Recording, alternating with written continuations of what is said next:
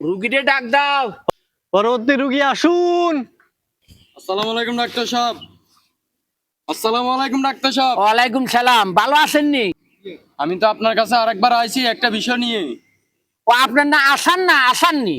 জি, হ্যাঁ জি। হ্যাঁ, আইসেন। হ্যাঁ, কি সমস্যা বলেন? ডাক্তার সাহেব, এখন দেখতেছি যে অনেক জায়গায় কিছু হইতে না হইতে সিজার হয়, বুঝছেন? এখন মনে করেন যে আমি গরিব মানুষ, দেখতেছেন আমার টাকা পয়সা নাই। এখন নরমাল কিভাবে হয় ওই উপায় বুদ্ধিটা আমাকে একটু বাইর করে দেন। আচ্ছা ঠিক আছে, আপনি আমার উপরে আল্লাহর উপরে ভরসা রাখেন, আমি উসুল্লা ঠিক আছে, আমি ওষুধ লিখে দিই, আমি টেনশন করিয়েন না। আমি বহুত মানুষের, বহুত মা বোনের সিজার ছাড়া আল্লাহ দিলে ছেলে সন্তান হয়েছে। আপনি চিন্তা করিয়েন না, উপরে আল্লাহ নিচে আমি। চিন্তা করিয়েন না। আমি প্রেসক্রিপশন লিখে দিয়ে, হ্যাঁ, এই হিসাবে আপনার ওয়াইফের সলাহিরা করতে বলবেন, বুঝছেন? জি।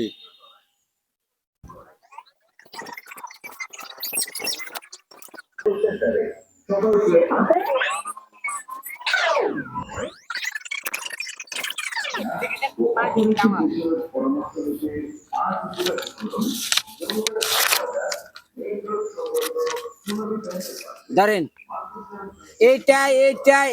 এটা ফড়ি, হ্যাঁ হেরে, মানে আমি যেভাবে লেখি এইভাবে চলাফেরা করতেন বলবেন। আচ্ছা ডাক্তার সাহেব, জি। এটা তো আমি ধরতে পারতাম না, আপনি আমার একটু মুখে বলে দেন। ও আচ্ছা, আপনারা আমি বলি 10 কেজি দানের চাউল, চাউল। 10 কেজি দানের চাউল ধান ভেঙে ডেকি ভেঙে প্রতিদিন 10 কেজি দানের তুন চাউল বার করতে হবে। কেমনে বার করতে হবে? ডেই বুঝছেন নি? 2 নম্বর, 5 কেজি চাউলের ডেকির ভিতরে 2 কি গুই করতে হইব, গুড়ি, বুঝছেন নি? জি। আর 3 নম্বরে প্রতিদিন 2 কলস পানি পুকুর থেকে ঘরে নিতে হবে, বুঝছেন? বুঝছি। আর মরিচ, আপনি গুই মরিচ কিনবেন না, আপনি গুই মরিচ কিনবেন প্রতিদিন মরিচ বাটতে হবে, বুঝলেন নি? দেখেন, মনে কষ্ট নিয়েন না।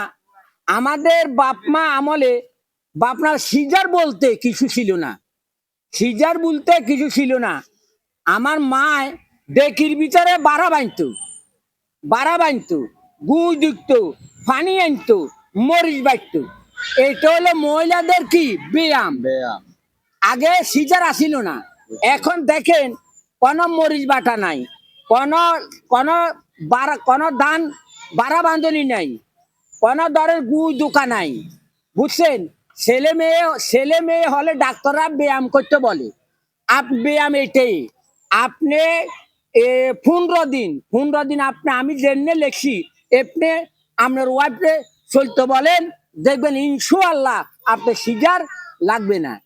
আপনি সিজার করেন, লাগবে না। আপনি আমার মতো করি আপনার ওয়াইফেরে বলবেন, বুঝছেন নি? ডাক্তার সাহেব, অনজা করেন এসব যোগের মাইয়ারা তো মানে না। না মানায় তো এই সমস্ত বিপদ। মরিচ বাটা নাই, গুড় দোকা নাই, পুঁতি বই থাকে, সব সময় সব মহিলাদের সিজার লাগে। এখন আপনি এটা করি দেখেন, যদি সিজার লাগে তো আপনি আমারে বলিয়েন, ইনশাআল্লাহ উপরে আল্লাহ উসুল্লাহ আমি এইটা দেখি আপনি আপনার ওয়াইফেরে চলতেন বলেন, সিজার হবে না, আপনার একটা টাকা যাইতো না। ধরেন। আচ্ছা ঠিক আছে, তাহলে ডাক্তার সাহেব যাই। আসসালামু আলাইকুম। ফিস দেন, ফিস টাকা ধরেন ডাক্তার সাহেব। কথা দিচ্ছেন হইতো নয়, আমি টিয়াদি ডাক্তারি করি না।